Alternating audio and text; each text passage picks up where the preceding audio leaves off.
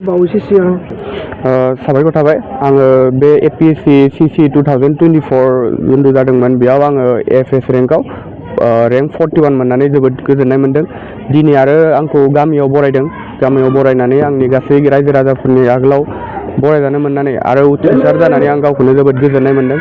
नोंथांनि फोरमायनाय बबेनिफ्राय माबे जायगानिफ्राय उथ्रिसार जानो हानाय होननानै नोंथांनि आंनि गामिनि मुङा सरसकादल।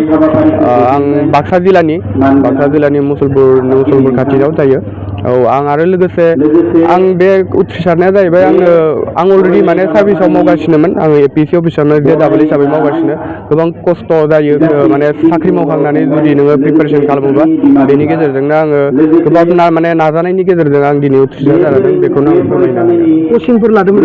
आं कचिं लायाखै। आङो सेल्फ प्रिपेरेसन खालामगासिनोमोन गावनो। आरो आं आगोलावबो खननै होखांबायमोन। आं खननै इन्टारभिउ होखांबाय, खिन्थु थांनाय खननै बाराव आङो उथ्रिसारनो हायाखैमोन।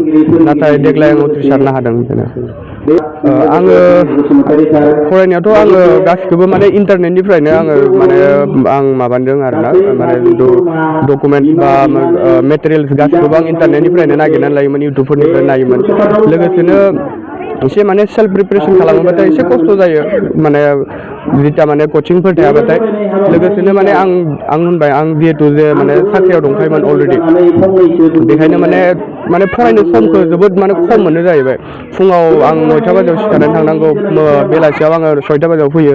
बेनि गेजेरावनो माने आङो टाइम दिहुननानै माने गावनि थाखाय खालामदोंनानै आरो अफिसनि गेजेरावबो मालाबा लेखाफोर लांनानै आङो आइपेडफोर लांनानै फरायनानै आङो माने टाइमखौ दिहुननो नाजायोमोन आरो दा। एपिएससि आनजादखौ मानसिफ्रा जेरैबायदि गोदोर एगजाम बा इदि माने पास खालामनो हाया बा उथ्रिसारनो हाया होननानै लायो, बियो माने नंखाय आंनि साननायाव।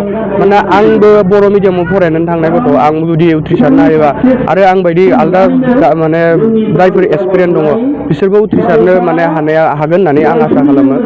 लोगोसे खोथाया जाहैबाय जे जोंना मा जायो, खनसे खननै एगजाम होनायनि उनाव पास जायाबाथाय जों माने गोसोआ बायलाङो जोंना। खिन्थु माने जों नारा नाथा नाजाथाबबाय थानांगोन। माने आंना मा होनदों? आङो खनथाम बे आंनि थार्ड एटेम्पमोन। थांनाय मोननै एटेम्पआव आङो इन्टारभिउसिम थांदोंमोन, खिन्थु एसे मार्कनि थाखाय आं उथ्रिसार जानो हायाखै। खिन्थु देग्लाय आङो माने उथ्रिसार जानो हादों। बेनो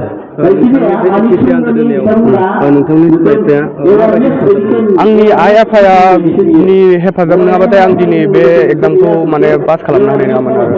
एग्जाम होनाय टाइमाव माने फेल जानायानो जा बा बिदिनो प्रिपेरेसनानो जा, माने बोसोरसे लं इयार्स जायो नालाय, माने ओरैबायदि जायो मालाबा जायो जे आं हागोन ना हाला, जे आं माने हाला नामा बिदि जाहैयो माने खोथाया।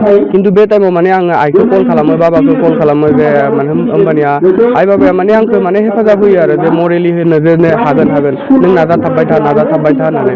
थ' आंनि बे साक्सेसनि माने माबाखौ आंनि आइ बाबानोनो होनो माने आं माने माबायो आरोना।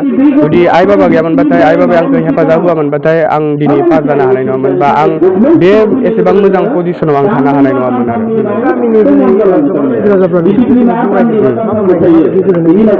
जोबोद गोजोननाय मोन्दों रायजो राजाफोरनि आगोलाव बरायजानो मोननानै। आंनि आइ बाबाखौबो दिनै बरायदों। आं बेखौ जोबोद लुगैयोमोन जे आंजों लोगोसे आंनि आइ बाबाखौबो बरायनायखौ। आंनि आमाइमोन फैदों, आनैमोन फैदों, आंनि दादैमोन दं, आब'मोन दं। गासैनिबो गेजेराव आं माने बरायजानो मोननानै आं जोबोद गोजोननाय मोन्दों बे खोथाखौ।